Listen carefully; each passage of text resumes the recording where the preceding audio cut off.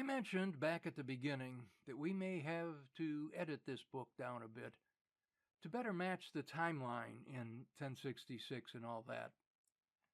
This chapter is a prime example, where Nye covers an event in 3 pages, Seller and Yateman do it in 2 paragraphs, and they are likely out of order. With that out of the way, return with us now to those thrilling days of yesteryear, the beginning of the Anglo-Saxon era.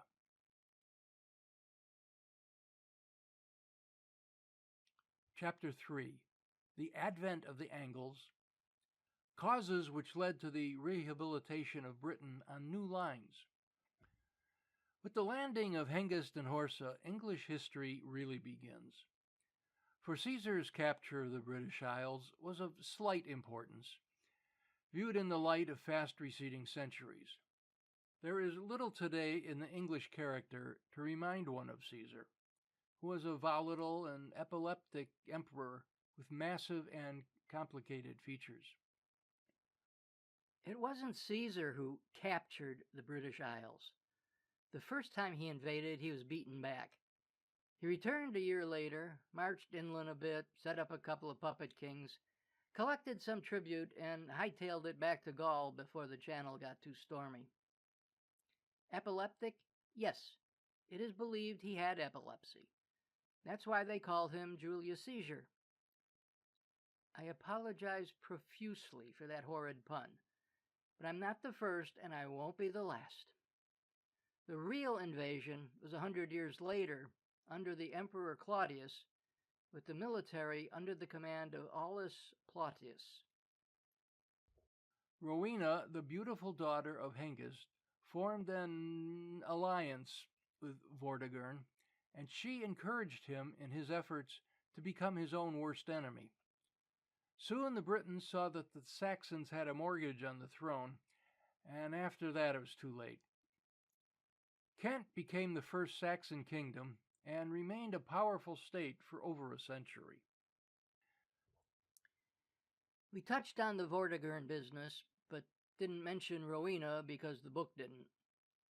According to the pseudo-historians who wrote about the period, Vortigern styled himself as a king, but king didn't mean much at that time and in that place. Warrior chieftain would be closer to the truth. The problem is that everyone in that period would best be described as legendary, and the half-dozen so-called historians would better be called storytellers. Hengist was a Jute, now known as Danes, so Kent was a Jute, not a Saxon kingdom. More Saxons now came, and the Angles came also and registered at the leading hotels. They were destined to introduce the hyphen on English soil and plant the orchards on whose ancestral branches should ultimately hang the Anglo-Saxon race, the progenitors of the eminent aristocracy of America. We almost cut this paragraph, but the comments about introducing the hyphen and the American aristocracy were too good to lose. The 7 states, known as the Saxon Heptarchy, were formed in the 6th and 7th centuries, and the rulers of these states were called Bretwaldas, or Britain wielders. Ethelbert, King of Kent, was Bretwalder for 50 years and liked it first rate. Not quite. A Bretwalda was something like an overking, ruling directly over his own lands as well as indirectly over other states through lesser proxy kings. Ethelbert was one according to the so-called histories of that period. But the term generally wasn't used for a king who only ran his own kingdom. A very good picture is given here showing the coronation of Ethelbert, copied from an old tintype now in the possession of an aged and somewhat childish family in Philadelphia who descended from Ethelbert and have made no effort to conceal it. A tintype is an old, but not this old, form of photograph, extremely popular during the American Civil War. Here also the artist has shown us a graphic picture of Ethelbert supported by his celebrated ingrowing mustache, receiving Augustine. They both seem to form each other's acquaintance, and the greeting is a especially appetizing one to the true lover of art for art's sake. And as a true lover of art for art's sake, I appreciate this. In West Wales, or Dumnonia, was the home of King Arthur, so justly celebrated in song and story. Arthur was more interesting to the poet than the historian, and probably, as a champion of human rights in a higher civilization, should stand in that great galaxy occupied by Santa Claus and Jack the Giant Killer. It's appropriate placing Dumnonia in West Wales, associating it with King Arthur, Santa Claus, and Jack the Giant Killer. It's actually Devon and Cornwall. Angles, Saxons, and Jutes were all savages, and their religion was entirely unfit for publication. Socially, they were coarse and repulsive. Slaves did the housework, and serfs each morning changed the straw bedding of the lord and drove the pigs out of the boudoir. The pig was the great social middle class between the serf and the nobility, for the serf slept with the pig by day, and the pig slept with the nobility at night. This is all hearsay. It is often reported that in olden days, and among nomadic peoples, animals, not necessarily pigs, were kept indoors, where there was an indoors, to help keep warm. In extreme cold, humans and livestock would cuddle up together. The Australian rock group Three Dog Night maintains that's the source of their name. But there wasn't much difference in living quarters between serf and nobility.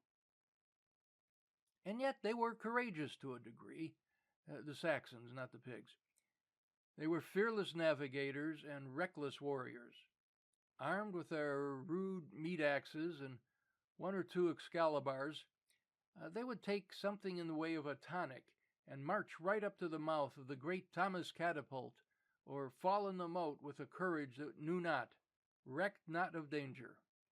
Incredible gibberish. We've been through Excalibur.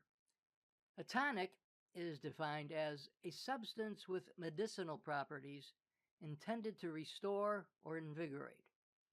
More colloquially, it could mean an alcoholic beverage intended to provide the same effect.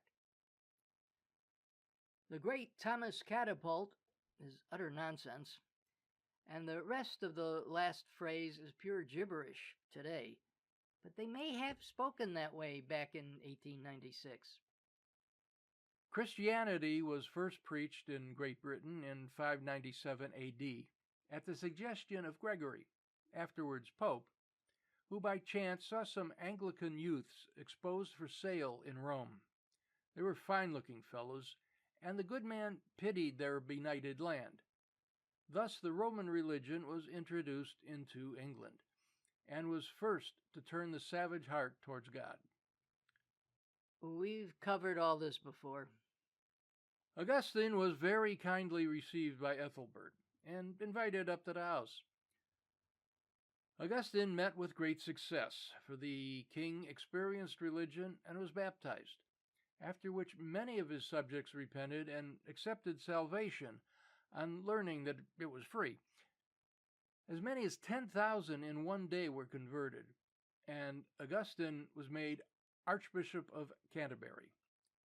On a small island in the Thames, he built a church dedicated to St. Peter, where now is Westminster Abbey, a prosperous sanctuary entirely out of debt. We've covered this as well, but not quite so detailed.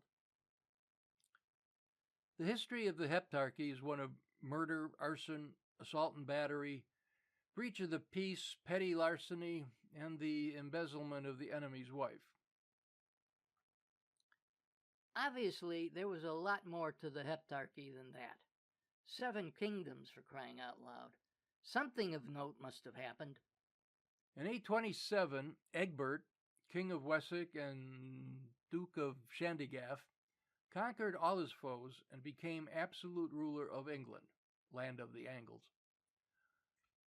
Taking charge of this angular kingdom, he established thus the mighty country which now rules the world in some respects, and which is so greatly improved socially since those days. Shandygaff is merely beer diluted with some other beverage, today known simply as shandy. He was recognized as Bretwalda, but the kingdoms he held sway over varied from time to time. It would take another 3 generations before Ethelstan can truly be called King of the Britons. 2 distinguished scholars flourished in the 8th century, Bede and Alcuin. They at once attracted attention by being able to read coarse print at sight. Bede wrote the Ecclesiastical History of the Angles. It's out of print now. No, it's not. It probably was back in 1896, so let's not be judgmental. It is available in paperback and ebook from Amazon for $10. Alcuin was a native of York, but spent most of his working life in the court of Charlemagne. Bede was a monk from around Newcastle. Now, Gildas was the first historian of Britain, and the scathing remarks made about his fellow countrymen have never even been approached by the most merciless of modern historians. Of the 3, Alcuin has the best reputation, followed distantly by Bede. Nobody thinks much of Gildas these days. Bede's problem is that he based much of his information on Gildas. Made it to the end of another one. This is getting confusing. It's quite difficult trying to parallel timelines that don't want to be parallel. We're back to 1066 and all that next time. Then back here to Comic History of England with a chapter that's not covered at all in 1066. We'll do what we can. Has anybody seen my cats?